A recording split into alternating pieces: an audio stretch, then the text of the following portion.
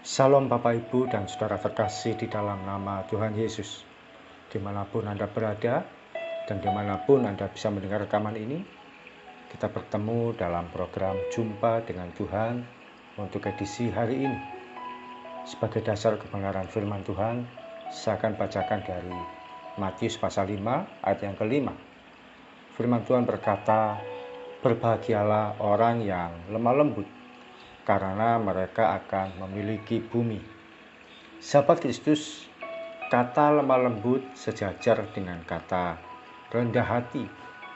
Dalam hal ini, pengertian yang didapat yaitu seseorang yang tidak lagi menganggap dirinya sebagai yang utama, namun memiliki kerelaan hati untuk melayani orang lain. Seorang yang rendah hati akan selalu berpikir tentang bagaimana supaya orang lain diutamakan, disenangkan, dan bisa dilayani dengan baik melebihi dirinya sendiri.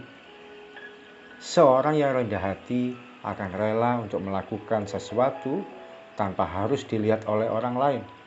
Sekalipun yang dia kerjakan sendirian, tidak banyak yang mendukung dan tidak banyak memberikan hasil secara materi.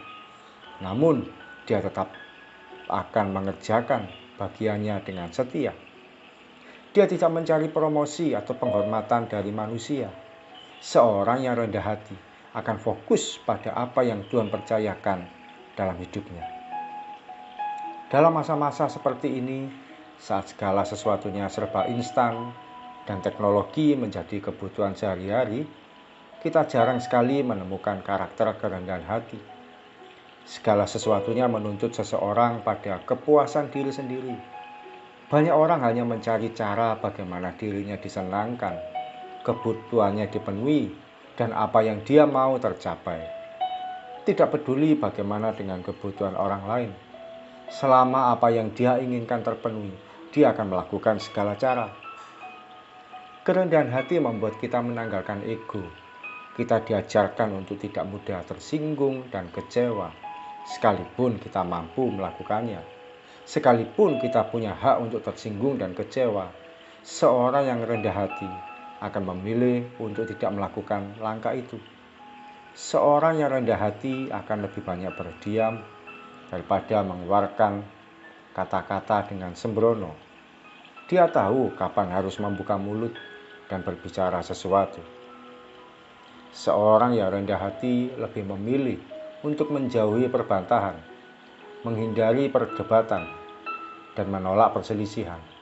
Bukankah firman Tuhan sendiri yang berkata bahwa terhormatlah seseorang jika ia menjauhi perbantahan? Dalam berbagai peristiwa, Tuhan Yesus lebih memilih diam daripada berdebat dengan orang Farisi.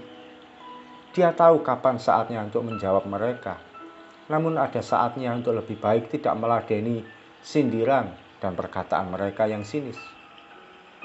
Firman Tuhan berkata seorang yang lemah lembut akan memiliki bumi. Arti kata memiliki bumi yaitu dia akan mendapatkan kesejahteraan, kebahagiaan, dan penghiburan yang tidak dimiliki oleh orang lain.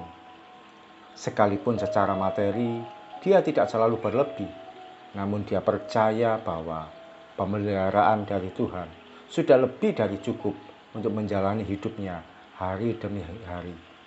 Sebab hanya Tuhan saja yang menjadi bagiannya, tidak perlu yang lain. Sahabat Kristus, saatnya kita belajar untuk menjadi pribadi yang lemah lembut dengan memiliki karakter kerendahan hati. Sesuatu yang saat ini bisa jadi jarang dimiliki oleh seseorang. Kerendahan hati akan menunjukkan kuatnya karakter Kristus pada diri seseorang.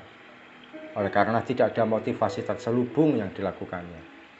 Di dalam hatinya yang ada hanya perkataan, "Aku ini hamba-Mu ya Tuhan, siap untuk melakukan apapun yang Engkau perintahkan." Mari kita datang pada Tuhan. Terima kasih Tuhan Yesus. Kami bersyukur untuk firman-Mu, mengajarkan kami untuk memiliki karakter rendah hati, memiliki karakter yang lemah lembut, sehingga ketika kami berada dimanapun juga, kami belajar untuk membuat kepentingan orang lain diutamakan daripada kepentingan kami, untuk membuat kebutuhan orang lain terpenuhi lebih dulu daripada kebutuhan pribadi diri kami sendiri.